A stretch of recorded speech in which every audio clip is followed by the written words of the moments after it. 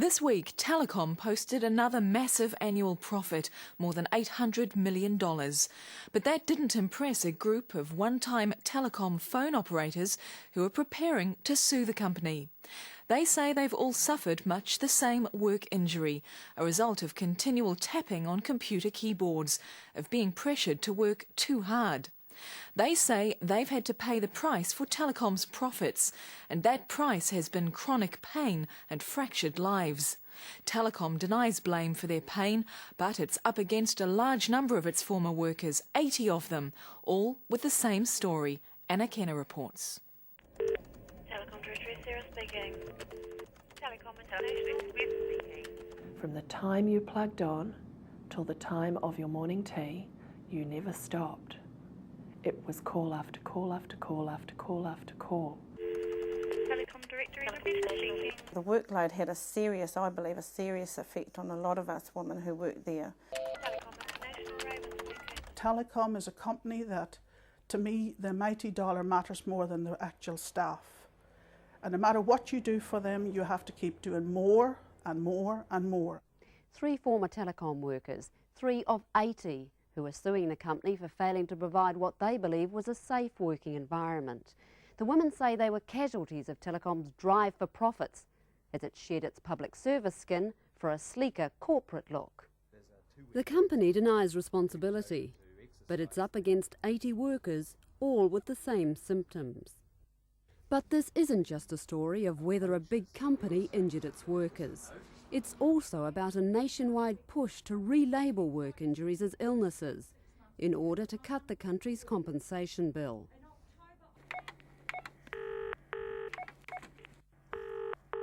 Our story begins with the phone wars of the early 90s, as Telecom faced up to competition, and Kiwis feverishly made the most of cheap deals to link up with their loved ones.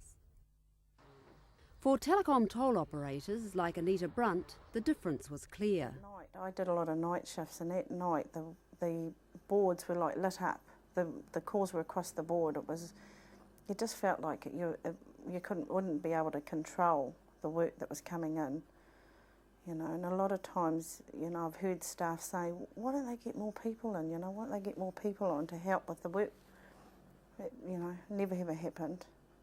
Anita Brunt, like dozens of other Telecom workers, suffers from OOS, or Occupational Overuse Syndrome, a product, she says, of a work environment that put profits before people. I worked in an area where sometimes at night we were minus 15 operators. Now that tells me I was doing the work of at least 3 operators. I've got the tea bags already in here. I'm hoping that you would take it on. Eileen Nixon, once a capable keyboard operator, now has trouble with the most basic things in life. I normally just put enough for myself, but I'm going to have a bit of trouble putting this in. Eileen worked for directory assistants. Under the new competitive environment, she says she had to account for every moment. From the minute we plugged in the morning, everything that we did in that day was known about us. How long we took at that call, how quickly we answered that call, how many calls we were receiving. If we were any more than 3 minutes at the toilet, we had to do an explanation. Why were you more than 3 minutes at the toilet? This is not good enough. If you wanted to blow your nose and you'd cut your computer off for a few moments, they'd be at your shoulder. What, have you stopped the computer? Get back to work. Telecom Directory, Sarah speaking. I started to get numbness in my fingers, really sharp shooting pains up through my forearm. I would drop things. Like Eileen, Shirley Cronin also worked for directory assistants. She says when the faster computerised phone system came in, her workload increased drastically. From approximately, say, between 400 and 500 calls up to between 700 and 800 calls. But you were paid to answer calls. You worked for a telephone company. Surely that wasn't unreasonable. It's not that it was unreasonable for them to expect us to do our job. We did our job. What we expected was just what every employee expects, a safe working environment in which to do it. This is not to us symptomatic of a general feeling. Clive Litt, Telecom's External Relations Manager. It is not in our interest, I'll say again, to either not have enough operators to answer calls or to put operators in a situation where they can't continue to answer calls because for some reason they're unwell. This is not sensible. We don't do that. But the women say it wasn't just the workload. They say the equipment they had to use wasn't up to scratch either. When I was there up until 1996, there was probably about 11 footstools amongst 50 to 60 operators, and you know, I mean, I can remember women fighting for footstools. Constantly, the seats were broken. You had no choice, you had to use them because there were no other seats to use. We had our VDUs sitting up on phone books because they wouldn't give us the rise and falls for the screens. No, that is certainly not the telecom I know and that I have seen. If there were individual equipment problems, then I would have anticipated they would be rectified quickly, and they should have been. Did you talk to management about those things? Constantly. And what was their response? They're being addressed. It's being fixed. We're getting round to it. It's being done. We have worked very hard at being a good employer. We've taken advice. We've rigorously abided by all the standards and codes that are set, and we continue to do that. So if Telecom was such a model employer, why were so many of its staff reporting injuries? How many people were you aware of in your work environment that were having problems with OOS? Well, in my own floor alone, we had practically 50% of, sometimes up to 70% of the staff were injured. That hurts you, didn't it? Yeah. Pain up here. Yeah. That injury toll also worried this man. Dr. Richard Batt has seen a steady procession of Telecom's working wounded. He was the company doctor up until 1995 when he lost his job in a round of cost cutting. But in his private Auckland practice, Batt was still seeing a growing number of Telecom staff with OOS. In an effort to get some action from the company, he went to the top. He wrote to Telecom's managing director, Roderick Dean. It concerns me that in the current corporate culture of Telecom, the real cause of the OOS epidemic is not being addressed. The cause has been identified to be excessive work pressure. The OOS problem in Telecom is of great concern to all parties, and I find it totally frustrating that the real problem is not being addressed. Other agencies responsible for protecting workers were also concerned about Telecom's injury rate. The nature of the work and the work process and the workflow was very stressful. Andrew Little, senior lawyer for the Engineers Union. The union took Telecom to task over its work practices, but says its input wasn't welcome. At the middle management level, I think there is probably some sympathy for the women in this particular situation, but at the senior management level, the senior levels of the company, the women are simply regarded as a cost and as an issue to be resolved by getting it out of the way so that the company can continue to carry on making its profits.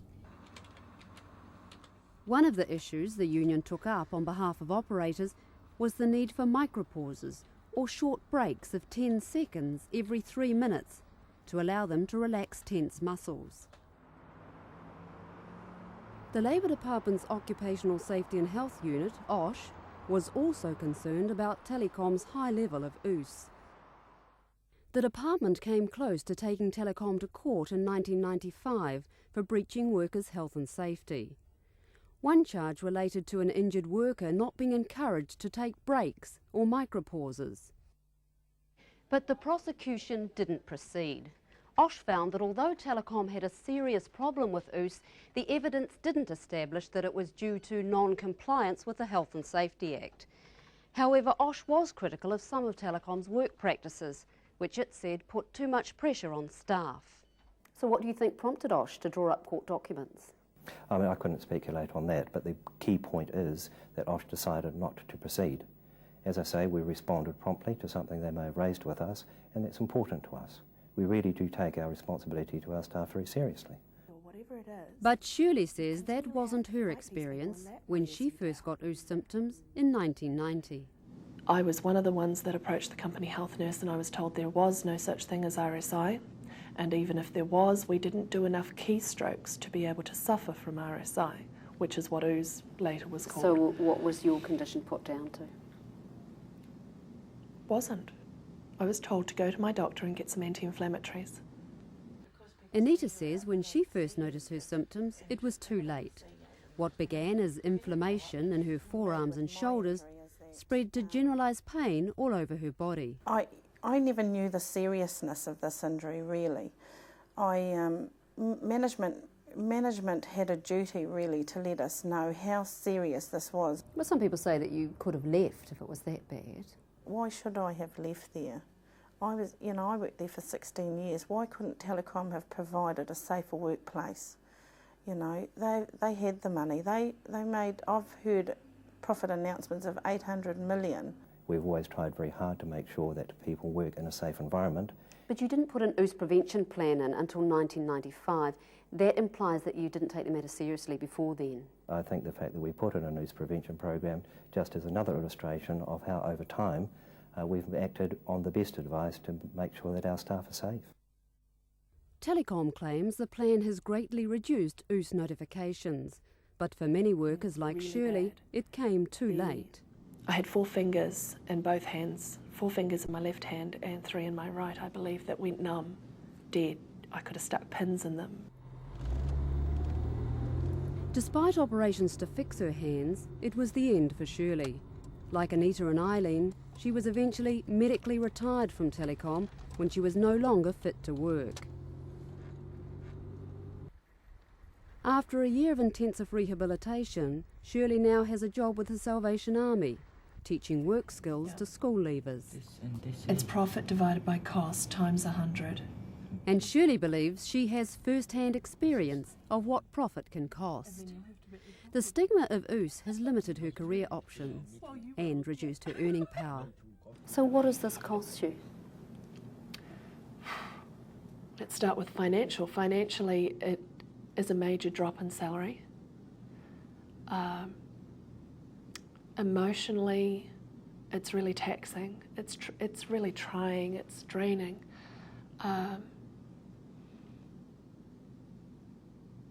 My family have had to make major adjustments. Our whole life has been readjusted to match this condition.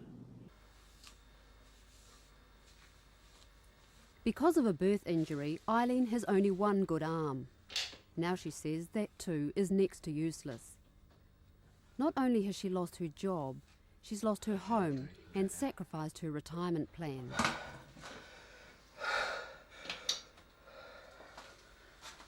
I have constant pain. I am afraid to lift a cup of tea because it could fall out of my hand. I hope someday to have grandchildren, and I know I won't be able to lift those children. I can't enjoy the things I used to do. I used to enjoy fishing. I can't do any fly fishing now. Eileen and the others didn't choose to have their careers cut short, but at least there was a financial safety net, workers' compensation. The women began getting ACC, in acknowledgement that they'd been injured at work. But even that wasn't to last. Very soon they were to become casualties of a political drive to cut compensation costs. After the break, we look at the women's fight to keep their compensation and to make Telecom accountable. And we meet the doctor who says their pain is due to something he calls psychosocial stresses, not work. It's a diagnosis he makes in some cases without even seeing the woman.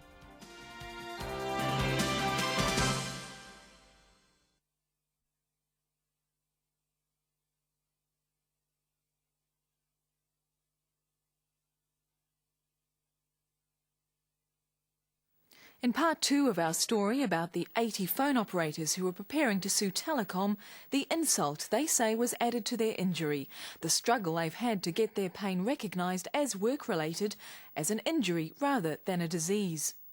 Initially, these workers received accident compensation, but then that was reassessed. Some of them had their conditions redefined by a doctor who didn't examine them. He said their pain was the result of what's known as psychosocial stress, not work. Anna Kenner continues her investigation.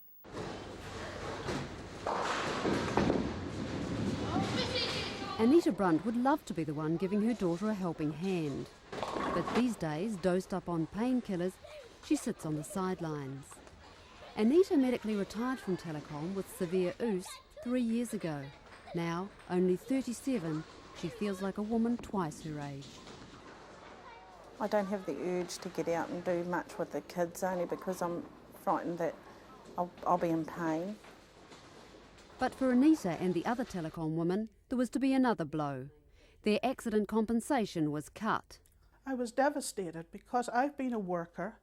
I'd worked hard for telecom, I had good pay, and even though it had been cut down to 80% of what I had been receiving before, to suddenly be put down on social welfare, I was absolutely shocked. Eileen and the others were about to begin a fight to keep their compensation. With the help of selected medical opinions, their OOS was re-diagnosed, redefined into other conditions that don't qualify for compensation.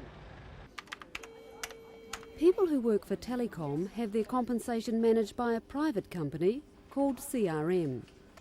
The women's problems started when CRM began to review their files. This company was right on the ball to try and get rid of me and say that I didn't have a work-related injury. You're just skiving, you know, and they decided that we're going to send you to a certain specialist and he will be able to decide. That specialist was this man, Dr. Des Gorman. Dr. Gorman's medical opinions are frequently used by ACC and other medical insurers. He holds a popular medical view that the type of pain conditions the women are suffering can't be blamed on work injury. In Eileen's case, Dr. Gorman, who didn't even examine her, said she had no injury and that her pain was probably due to what he termed psychosocial factors. He said, to insist her chronic pain process was based on keyboarding is somewhat nonsensical. His recommended treatment? That Eileen's compensation be cut because it reinforced what he called her illness belief. In other words, she'd be better off getting back to some form of work to take her mind off the pain. I have two arms, one that I wasn't using on the computer which had no pain. I didn't have a pain in my leg, I didn't have a pain anywhere else. I had it in the arm that I was working on the computer with. I am a sensible lady. I'm not stupid. I know what pain is and I'm not imagining it. For Shirley, who'd had operations on both hands for carpal tunnel syndrome, Dr. Gorman wrote that she'd had unnecessary surgery for a work injury she didn't have. Overall, there is little or no chance that Mrs. Cronin ever had a real carpal tunnel syndrome. Certainly the indications for surgery are very difficult to understand.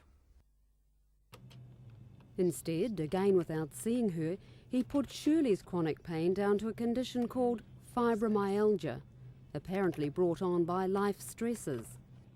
Further, he said, being off work and compensation are the enemies of people with fibromyalgia. Mrs. Cronin should be returned to some form of work, such as teaching, as soon as possible, and her compensation stopped. I find that incredibly stupid. How can you possibly make a decision on somebody, a medical decision, even pass an opinion on somebody's condition that you've never even seen? While Dr. Gorman's opinions didn't impress the women, in certain circles he's highly thought of. He's a former Navy doctor and specialist in underwater medicine. He's also an associate professor at Auckland University, where he occasionally runs courses for ACC case managers and private insurers. Unlike them, Anita never came face to face with Dr. Gorman. Despite having a pile of medical reports saying she had a work-related injury, Dr. Gorman decided she didn't. Again, without examining her, he wrote a report saying that she also suffers from fibromyalgia, the result of stress, not work. Nowhere in the report did he mention my work process, you know. He didn't mention that it was keyboarding for 5.5 hours a day. I was annoyed for the fact, first of all, you know, that he hadn't seen me, he hadn't examined me, and just annoyed that he could write that it can't be related to your work. What do you think was going on?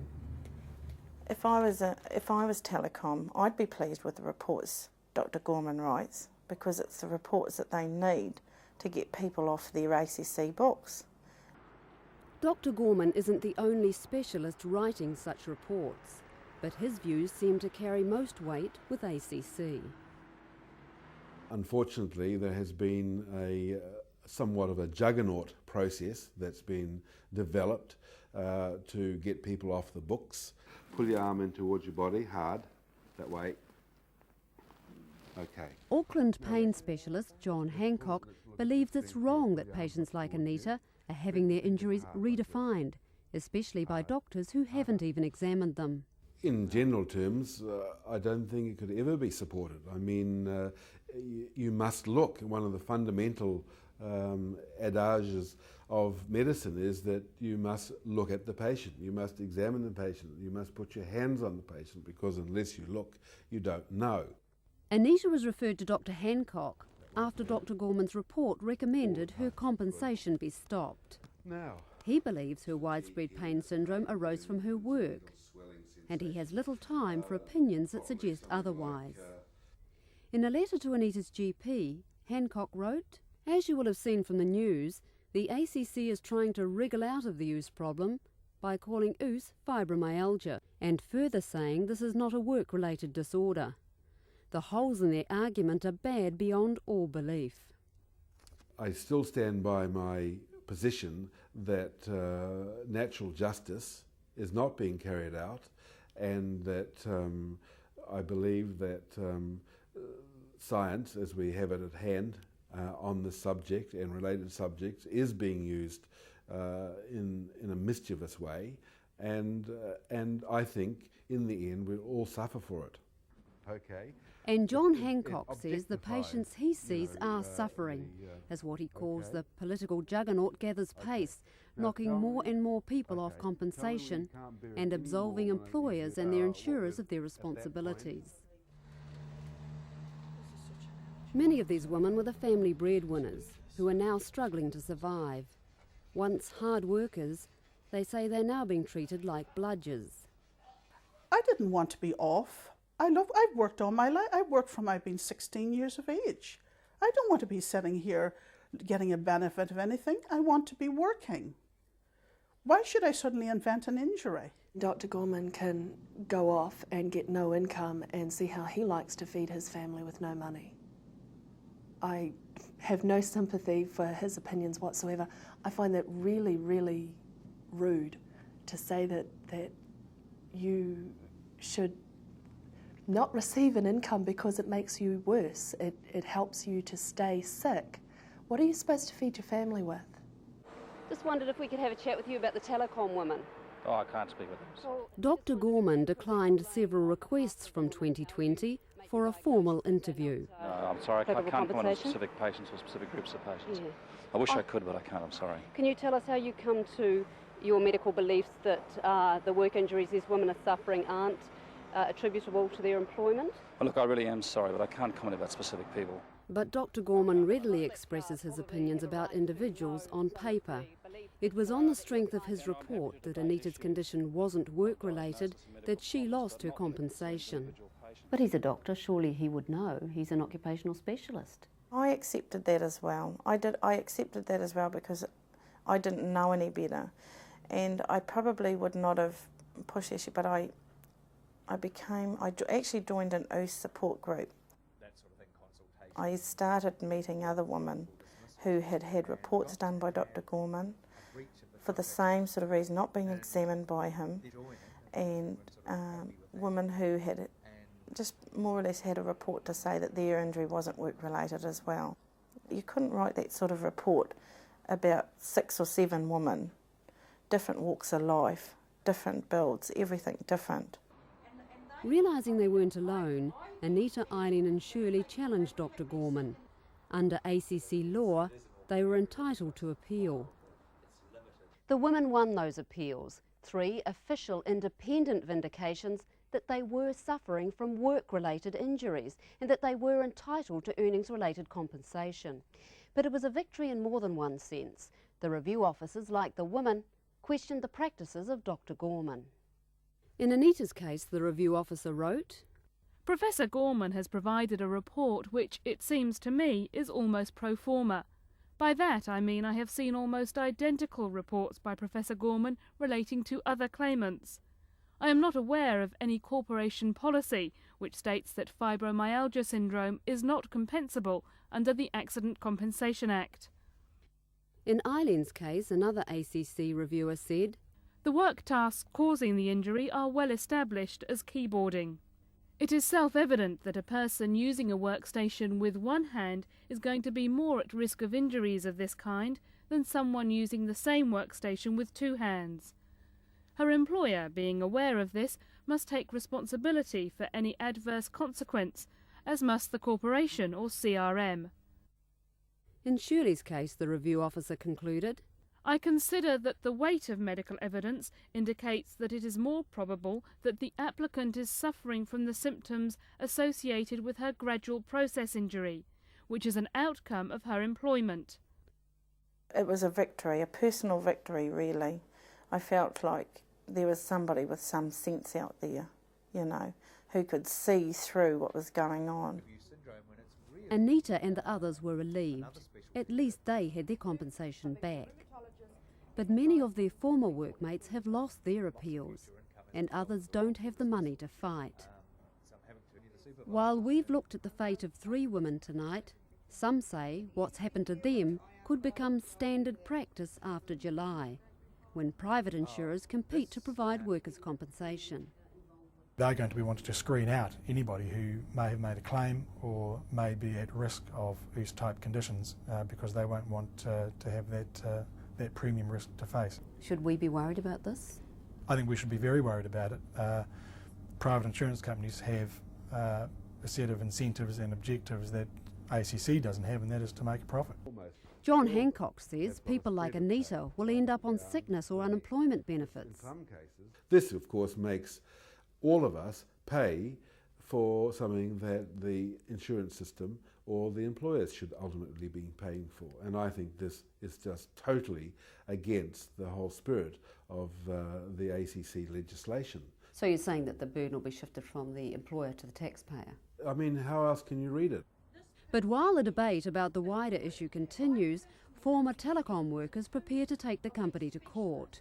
I think we would defend ourselves vigorously on that. We have had a lot of people working for telecom. Most of them have worked there happily. They've not suffered injury, and they've continued to work for literally decades without any apparent injury. Certainly no complaints. So we do have, obviously, 2 stories. The story the workers will tell is one of the company's alleged failure to provide a safe workplace. They're seeking damages, a share of telecom's profits, to make up for their losses. For the quality of life I've lost, the stigma attached to this injury, you know, it's any job out there, it doesn't matter what employer you go to, you're a liability. We feel that telecom has a responsibility to us as employees to look after, to make sure if they injured us, to look after us. There's a lot of people that are suffering from OOS that can't afford to fight them. They've just curled up in a ball and gone away, and they will live with that pain every day for the rest of their lives, and it'll probably get worse.